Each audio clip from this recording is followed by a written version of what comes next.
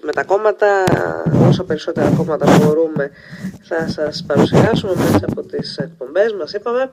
Και πάμε τώρα σε ένα κόμμα καινούριο και αυτό στις εκλογές αυτές.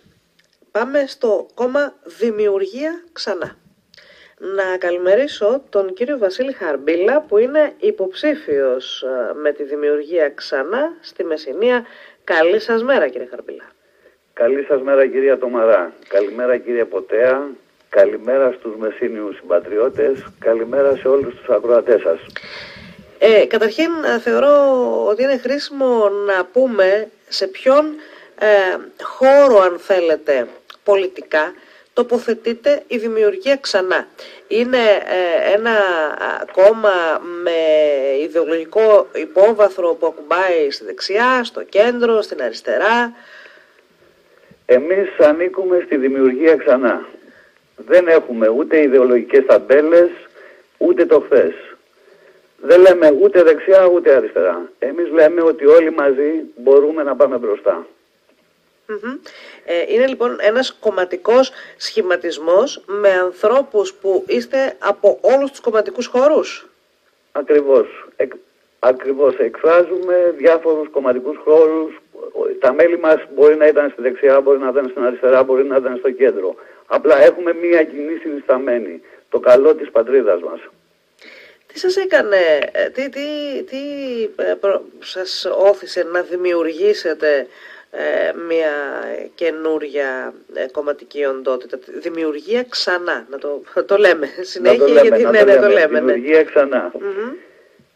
Μας όθησε γιατί χαθήκαμε να μας κοροϊδεύουν. Βαρεθήκαμε να ακούμε μας τρελαίνει η διαφθορά που είναι κάθε μέρα δίπλα μας. Δεν αντέχουμε άλλο το διασυσμό της χώρας μας παγκόσμια. Κουραστήκαμε να ακούμε για ανάπτυξη και κάθε χρόνο να είμαστε χειρότερα. Κουραστήκαμε από πάρα πολλά πράγματα. Η Ελλάδα πρέπει να πάει μπροστά. Δεν πάει άλλο έτσι. Είστε άνθρωποι που στην πλειοψηφία σας είστε παρθένοι στο πολιτικό τοπίο, δεν έχετε ασχοληθεί ξανά, έτσι δεν είναι? Βεβαίως. Είμαστε ένα κόμμα πολιτών και όχι πολιτικών, που όμως έχουμε και πολιτική άποψη και θέση. Είμαστε, να σας το πω πιο απλά, οι άνθρωποι της διπλανής πόρτας.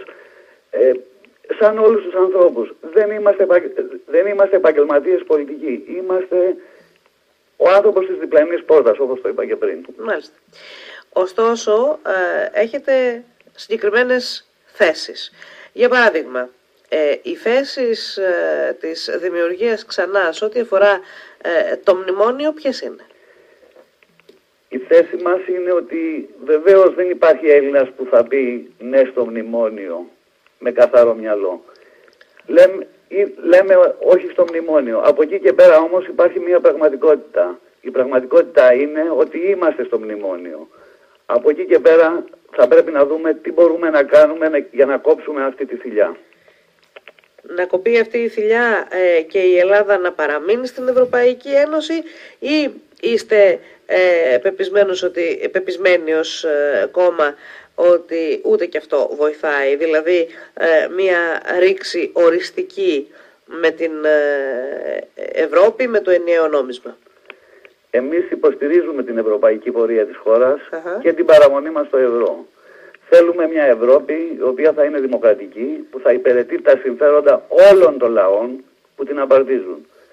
Θέλουμε ελεύθερη οικονομία με κανόνες και έλεγχο όμως. Θέλουμε κοινωνικό κράτος, θέλουμε την αναμόρφωση των θεσμών.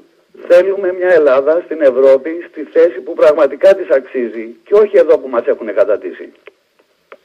Κύριε Χαρμπίλα, να πούμε ότι στη Μεσσηνία έχετε βρεθεί 3 άνθρωποι που είστε υποψήφοι με την Δημιουργία Ξανά. Είστε εσείς, είναι ο κύριος Κοσμάς και είναι και ο κύριος Χριστέας. Κάποια στοιχεία για σας προσωπικά, να γνωρίσουμε δηλαδή ποιος είναι ο Βασίλης Χαρμπίλας που διεκδικεί την ψήφο μας σε αυτές τις εκλογές με τη Δημιουργία Ξανά. Είστε από την Μεσσηνία, μένετε εδώ ή καταγωγή έλκεται από εδώ? Εγώ γεννήθηκα και μεγάλωσα στο Καλαμαρά. Ένα μικρό χωριό, δίπλα στο χωριό Εύα και κάτω από το κάστρο της Ανδρούσας. Το 1971 έφυγα και πήγα στην Αθήνα να μάθω τέχνες, γιατί η καιρή ήταν δύσκολη. Έμαθα τις τέχνες και έμαθα να δημιουργώ και μέσα από αυτές.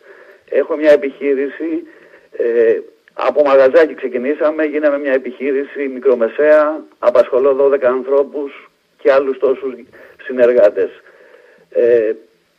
Και βλέπω την καθημερινότητά μας να γίνεται όλο και πιο τραγική. Είστε ένας άνθρωπος της αγοράς λοιπόν που ξέρει τις δυσκολίες που αντιμετωπίζει αυτή τη στιγμή ο κόσμος, έτσι? Και τις ξέρω και τις βλέπω κάθε μέρα δίπλα μου.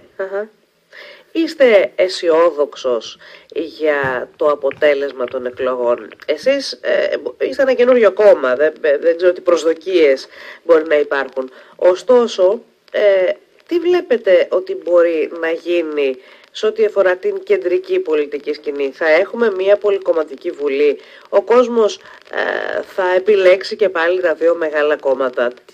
Πώς νομίζετε ότι θα κινηθεί η ψήφος του? Πιστεύω ότι θα υπάρχει μια πολυκομματική βουλή. Στον κόσμο υπάρχει ένας τεράστιος θυμός για όλους αυτούς και κύρια για τα μεγάλα κόμματα που μας έχουν καταντήσει έτσι όπως μας κατάντησαν. Πιστεύω ότι έχουμε και εμείς ελπίδες, γιατί έχουμε ένα καινούριο λόγο, μια καινούρια φωνή. Εμείς δεν έχουμε αγκυλώσεις με το παρελθόν. Λέμε δημιουργία ξανά. Σε όλα τα επίπεδα υποθέτω, Εννοείται. Σε όλα τα επίπεδα. Βεβαίως, σε όλα τα επίπεδα. Μάλιστα. Να πούμε επίσης ότι σήμερα έχετε και μία συγκέντρωση παρουσίαση των υποψηφίων στις 7 το απόγευμα στο καφέ Σινέ, στη Δυτική Παραλία. Βεβαίως, όπως το είπατε, είναι στις 7 το απόγευμα στο καφέ Σινέ. Θα περιμένουμε τους φίλους της δημιουργίας ξανά και είναι πάρα πολλοί. Μπορεί στον πολύ κόσμο που δεν χρησιμοποιεί τα μέσα κοινωνικής δικτύωσης να μην είμαστε γνωστοί, αλλά έχουμε ένα πολύ μεγάλο κοινό.